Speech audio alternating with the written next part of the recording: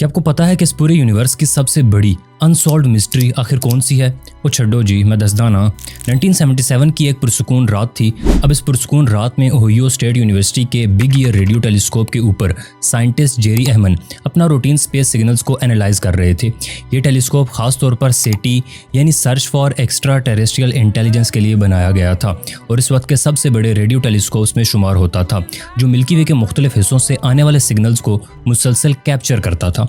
अब जनरली जो हमें स्पेस सिग्नल्स मिलते हैं वो रेपिटेटिव, बोरिंग और बहुत ही नॉर्मल होते हैं, लेकिन इस पर्टिकुलर रात को जेरी अहमन ने जब अपना डाटा प्रिंट आउट निकाला स्पेस सिग्नल्स का, तो उन्हें एक बहुत अजीब सीक्वेंस दिखा। अब ये सीक्वेंस था 6EQUJ5, जो कि नॉर्मली कुछ मीन नहीं कर रहा था, लेकिन जेरी ने इस टाइम पर अपना एक रेड पेन उठाया और इस सीक्वेंस के बगल में लिख दिया वाओ।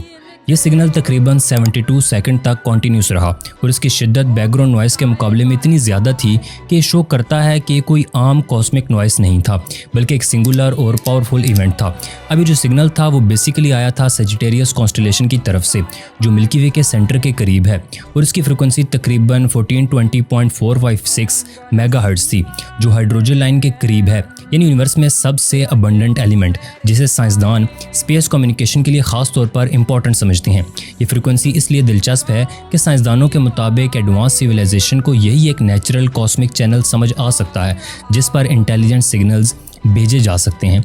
लेकिन जब वहाँ पर बार बार स्कैनिंग फिर से की गई तो वहाँ से कोई और रिस्पॉन्स आया ही नहीं कभी। तो इसका मतलब हो सकता है कि कुछ और था, कुछ बिल्कुल अनयूजुअल।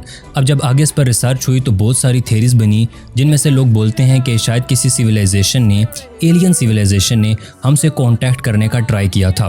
कुछ लोग ये भी कहते हैं कि सिग्नल शायद अर्थ या नियर बाय कॉमेट से रिफ्लेक्ट हुआ हो, और 2017 में रिसर्चर्स ने 2 नियर बाय कॉमेट्स यानी 266P क्रिस्टनसन और P2008Y2 का जायजा लिया ताकि वाओ सिग्नल को एक्सप्लेन किया जा सके, लेकिन इनकी फ्रीक्वेंसी और इंटेंसिटी वाओ सिग्नल से मैच नहीं हुई। लेकिन आज तक कोई भी ऐसी थ्योरी नहीं आई है जो 100% फिट कर जाए इस फिनोमेना को। एंड इसीलिए मैं बोलता हूँ कि क्या 1977 में एलियंस ने हमसे कांटेक्ट करने का ट्राई किया था?